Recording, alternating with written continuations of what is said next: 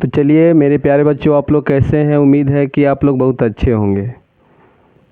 तो आज के क्लास में हम 9th क्लास में आपका प्रश्नावली 13 के बी के क्वेश्चन नंबर हम 6 को हल करेंगे।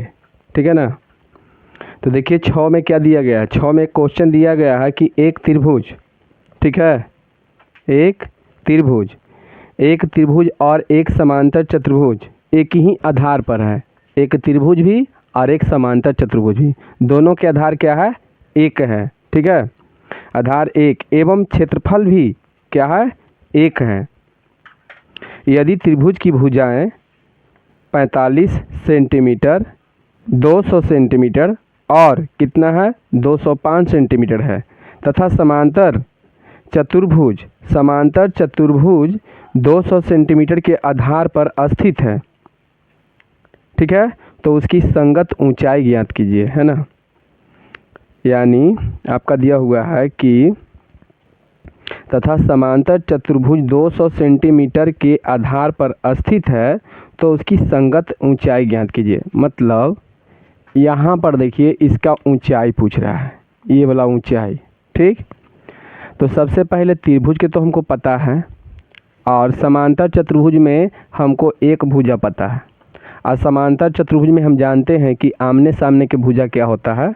बराबर होता है। तो देखिए इस समांतर चतुर्भुज पहले हम बना दिए।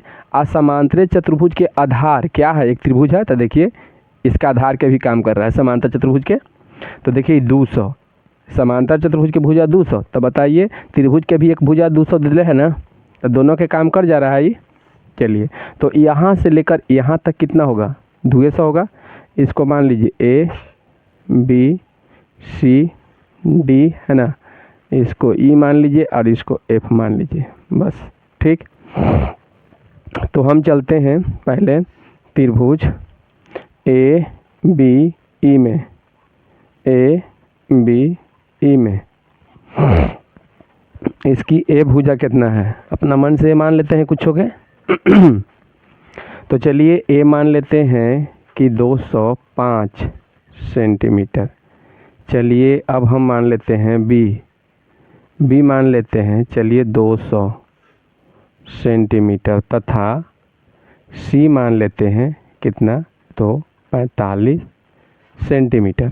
ठीक, अब बताइए तो इसलिए क्या होगा? ए से बराबर हो जाएगा ए प्लस बी प्लस सी अब बटा में 2। तो ए मेरा हो जाएगा 205 प्लस 200 प्लस 45 बटा में 2। एक मिनट,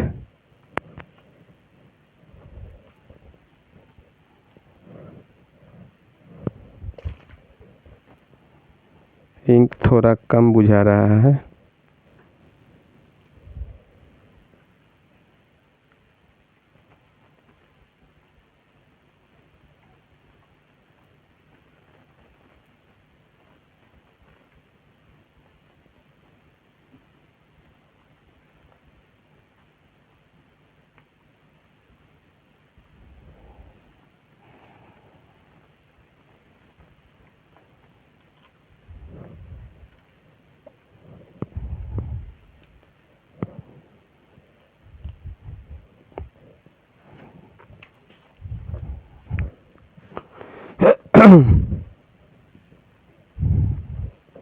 योग नहीं रहा है कहाँ?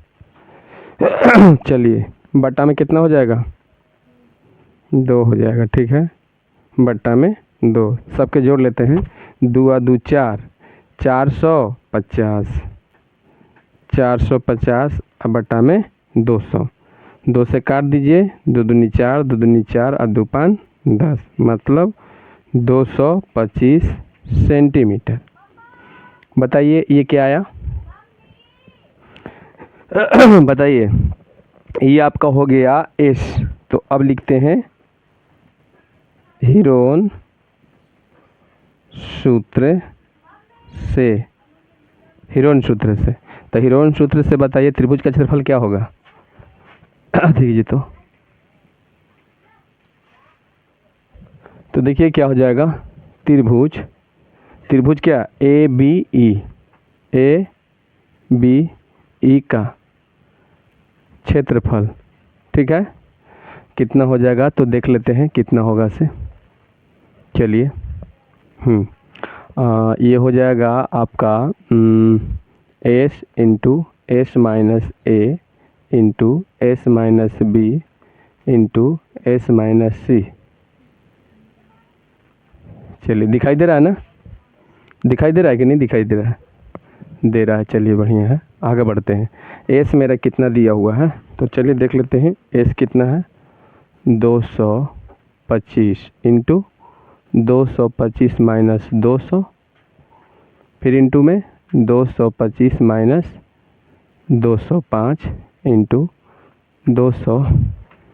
बी कितना है देख लो बढ़िया से, ठीक है ना। बी कितना था 200 धर लेते ना बी के। ए कितना था 205, तो फिर इधर उधर हो जाएगा ना, बच्चा का सबके डिस्टर्ब हो जाएगा फिर कि यहाँ पर क्या लिखा हुआ है। हाँ ये अब सही है, देख लीजिए ठीक से बैठिए, अब सही है। चलिए और यहाँ पर लिख देते हैं 45 ना, 200 तो यहाँ लिखाएंगे। अच्छा 225 ना, अब ठीक है ना। अब बताइए कितना, तो 225 गुना में घटा दीजिए तो कितना हो जाएगा 20 गुना घटाएंगे, बताओ कितना होगा 25 और गुना घटाइए 225 हो गया, इसमें से 45 घटा देना है, 0 एक दाएं 5 12 में 4 जगह 8 180, ठीक है यही होगा ना।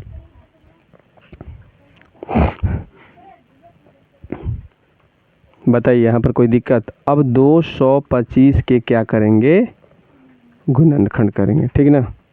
चलिए तो 3 से कटेगा, ये 3 से कट जाएगा। ये यहीं पर बैठिए, यहीं पर बैठिए, यहीं बैठिए, हाँ वही बैठिए, हाँ हाँ हाँ वहाँ बैठो, शांत रह जाओ, देखिए बढ़िया से जाना।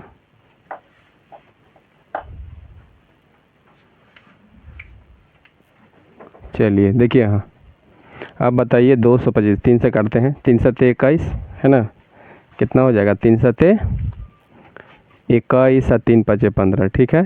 3 से 3 दूनी 6 3 पचे 15, 5 से ऐसे ही ना। तो एक मतलब 3 गुने 3 गुने 5 गुने 5 गुने 2 गुने 2 गुने 5 गुने 5 गुने 5 गुने 180 के निकालिए ना। 180 क्या करेंगे गुणनखंड निकालेंगे। तो चलिए 180 के निकालते हैं। 2 से 2 9 18, 2 से 45, फिर 3 से 3 का 3 3 5 15, सही है ना। मतलब 2 के गो 2 गुने 2 गुने 3 गुने 3 गुने 5। आप देखते हैं कि जोड़ा जोड़ा हो रहा है या नहीं हो रहा है। चलिए 3 के गो है 4 गो, तो चलिए 3 के स्क्वायर अगुने 3 के स्क्वायर, ठीक है। 5 के गो 1 2 3 4 5 6 गो, तो 5 के स्क्वायर गुने 5 के स्क्वायर गुने 5 के स्क्वायर। अब 2 के गो है 1 2, तो 2 के स्क्वायर अगुना में 2 के स्क्वायर। चलिए काम तो आपका क्लियर हो गया ना। अब बताइए सब पर से भूत भगाइए, भागेगा ना, सही है। 3 तिहाई 9 और 3 तिहाई 9 9 45 है ना। रुक जाइए, 2 दूनी 4 4 पचे 20 20 5 100 और 100 पचे कितना 500 और 3 तिहाई 9 और 9 45 45 आता है। 2 दूनी 4 4 पचे 20 20 500 100 में 5 से तब 500 और 500 पर 2 को जीरो है, आई 3 तिहाई 9 हो गया, तो 9 45, 45 पर 2 जीरो, ठीक है ना। तो इतना क्या हो गया आपका, इतना भी थी आंसर मत समझिएगा, इतना सेंटीमीटर स्क्वायर आया। जानते हो किसका क्षेत्रफल आया ये आपका त्रिभुज के आया है। कितना आया है? अच्छा ये पहले बताइए, क्वेश्चन में शुरू में दिया हुआ था ना कि त्रिभुज के क्षेत्रफल और समांतर चतुर्भुज के क्षेत्रफल दोनों के क्या है, बराबर है, पहले से दिला है ना। तो अब हम क्या करते हैं, तो चलते हैं यहाँ पर लिख देते हैं कि अतः त्रिभुज ए बी ई का क्षेत्रफल बराबर समांतर चतुर्भुज क्या A B C D, A B C D का क्षेत्रफल। एक मतलब कि दोनों का क्षेत्रफल क्या है, बराबर है। समझ गए ना। और अभी क्षेत्रफल आया कितना, तो बराबर में यहाँ पर लिख दीजिए कि 4500 सेंटीमीटर स्क्वायर। क्लियर। चलिए अब लिखते हैं हम कि इसलिए समांतर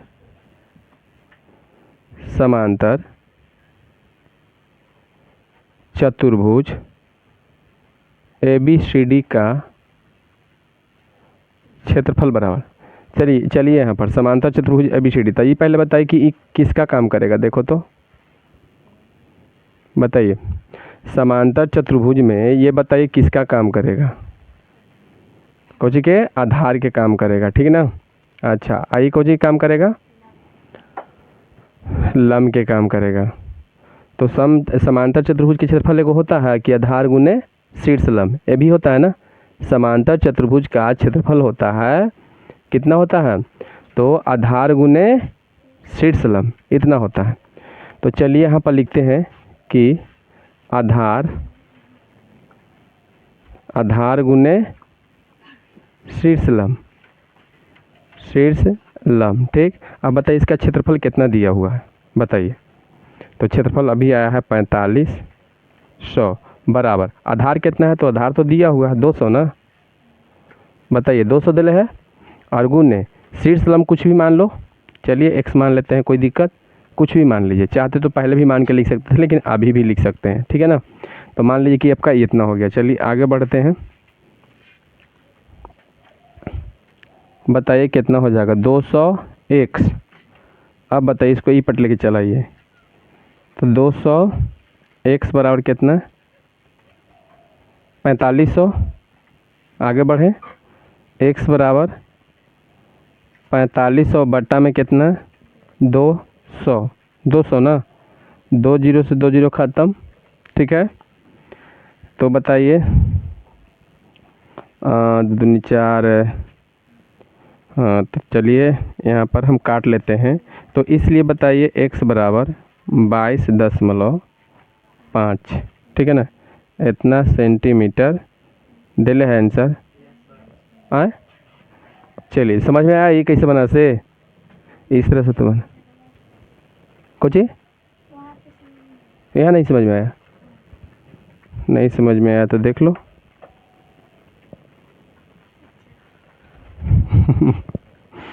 बताइए भाग भी नहीं समझ में आ रही है, बताओ। 2 दूनी यहाँ से काट दीजिएगा, है ना, 2 दूनी 4, यहाँ पर तो 2 जीरो से 2 जीरो ख़त्म हो गया, बाकी अभी बचल है 45/2।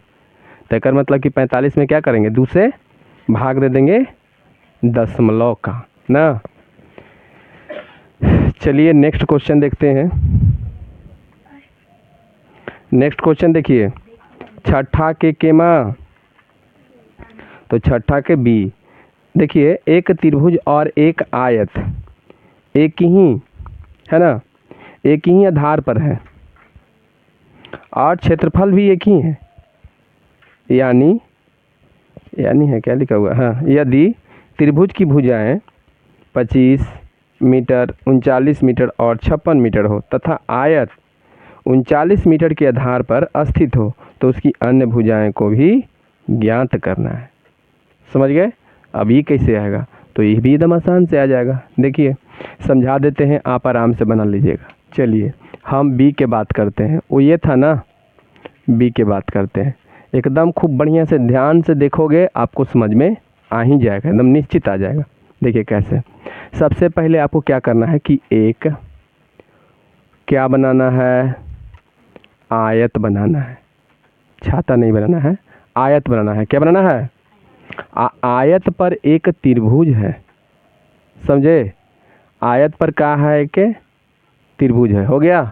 आयत पर, आयत के जानते हैं, सबसे पहले त्रिभुज के हम जानते हैं। त्रिभुज के बताइए भुजा कितना था, कितना कितना दिया हुआ है त्रिभुज के भुजा? देखिए तो त्रिभुज के भुजा है 56 मीटर भी है ना, 25, 39 और 56, लेकिन 39 आयत वाला पर है ना, कि जो आयतों के काम कर रहा है ना। तो यहाँ पर हो गया ये ऐसे, और बड़ा वाला जो है ना कितना है, 56 मीटर है, समझ गया ऐसे। और एक कितना है, 25 मीटर है, जो ई वाला है। कोई दिक्कत यहाँ पर नहीं, ठीक है। 29 है, 29 है, देख लेते हैं कहाँ 29 देखिए बताइए। 29 दिले है, 39 है, सब में 39 दिले है, हो सकता है गलती से लिख दिया होगा। है 29 किया हुआ है कलम से, ओ तो समझ जाए कि 39 है, ठीक। चलिए यहाँ तक तो हो गया। अब आप दोनों देख लीजिए चित्र को, एकदम सेम है ना, थोड़ा सा है क्योंकि वो आयत है, ये आयत है, और इसमें क्या है, समांतर चतुर्भुज है। तो समझिए कि ये भुजा आपको निकालना है, बता देते हैं, ई वाला भुजा आपको निकालना है, ई वाला, ठीक है। बोलिए अब देखिए कैसे बनेगा, एकदम खूब बढ़िया से ध्यान से देखिएगा, आपको एकदम आराम से बन जाएगा, ठीक। चलिए देखिए यहाँ पर लिखते हैं पहले ए बी सी, सी यहाँ दे दो, सी डी, और यहाँ एकदम सेम दोनों का नाम धरे है ना, कि अलग अलग है, सेम नाम है ना। तो चलिए देखिए यहाँ पर क्या करेंगे, पहले लिखेंगे कि त्रिभुज, पहले त्रिभुज में चलेंगे, जैसे इसमें चले थे वैसे ही चलेंगे। तो त्रिभुज ए बी ई में कोई दिक्कत, ए बराबर आप लोग बोलिए वही लिखेंगे, चलिए 39 मीटर, बी बराबर चलिए 25 मीटर, तथा ठीक है सी बराबर कितना, 56 मीटर, ठीक है। इसलिए एस बराबर ए प्लस बी प्लस सी अब बट्टा में 2। यहाँ पर निकालने के बाद फिर आओगे कहाँ, हीरोन सूत्र से आओगे। हीरोन सूत्र से त्रिभुज क्या, ए बी ई का क्षेत्रफल, ठीक है। एकदम ध्यान से देखते जाइए, आपको बन ही जाएगा। क्षेत्रफल बराबर क्या हो जाएगा, एस इंटू में एस माइनस ए, ठीक है, इंटू एस माइनस, ठीक है ना। एकदम खूब बढ़िया से ध्यान से देखिएगा, आपको समझ में आ जाएगा, ठीक। चलिए इंटू एस माइनस सी और के अंडर रूट, ठीक। अब यहाँ से निकालने के बाद क्या करना है पता है, यहाँ से क्या करना है, यहाँ से निकालने के बाद क्या करना है आपको, एस के मान बैठा देना है, क्षेत्रफल निकाल देना है। यहाँ तक तो हो गया। और उसके बाद क्या करना है, फिर आपको आना है आयत में। कहाँ पर आना है, आयत में। और फिर वही दिमाग इसमें भी लगाना है। कहाँ से देखिए, यहाँ पर लिखेंगे कि त्रिभुज ए बी ई का क्षेत्रफल बराबर आयत, ठीक है, आयत ए बी सी डी का क्षेत्रफल बराबर जो आपका आएगा वो लिखोगे। आ रहा है बात समझ में। लिखने के बाद आपको यहाँ पर फिर लिखना है कि आयत का क्षेत्रफल, इसलिए आयत का क्षेत्रफल यहाँ पर हम लिख ले हैं कि इसलिए समांतर चतुर्भुज का क्षेत्रफल, यही लिख ले ना। तो आपको यहाँ पर लिखना है कि इसलिए आयत का क्षेत्रफल, आप लोग तो जानते होंगे आयत के क्षेत्रफल क्या होता है, लंबाई गुने चौड़ाई, यही होता है ना, लंबाई गुने चौड़ाई। तो बताइए नीचे वाला लंबाई तो आपका दिले है 39 आयत में, देख लो ध्यान से। नीचे आयत में ये जो है आपका दिया हुआ है, बताइए क्या दिया हुआ है, लंबाई दिया हुआ है ना। तो ई पहले बताइए कि ई क्या है, ये क्या है, ई चौड़ाई, यही निकालने के लिए बोल रहा है ना। तो लंबाई गुने चौड़ाई, यहाँ लिख दोगे लंबाई गुने चौड़ाई। अब चौड़ाई के जगह पर क्या मान लोगे, एक्स, जैसे इसमें एक्स माना हुआ है, एक्स मान लोगे, मानने के बाद जो आपका एक्स के मान आएगा वही आपका फाइनल आंसर हो जाएगा। बोलिए बन जाएगा ये? सेम बताइए, दोनों एकदम एक ही है कि नहीं? ठीक है ना? तो चलिए ठीक है, आप लोग उतारिए। चलिए देखिए, तो 8वां क्वेश्चन, ठीक है, 7वां तो आपका बन ही जाएगा, 7वां बन जाएगा। एग्जाम्पल से अपना बनाकर देखिएगा, थोड़ा सा माइंड लगाना जरूरी है, ठीक है, जैसे आपको बुझा वैसे बनाकर देखिएगा। हम आपको 8वां बता देते हैं, ठीक है। तो चलिए मान के चलिए कि आपका 8वां ले काम खत्म। तो 8वां में देखिए क्या करना है आपको, लिखेंगे कि वर्ग, है ना, वर्ग की विकर्ण, ठीक है, विकर्ण। बताइए वर्ग की विकर्ण कितना दिया हुआ है, जल्दी बताइए।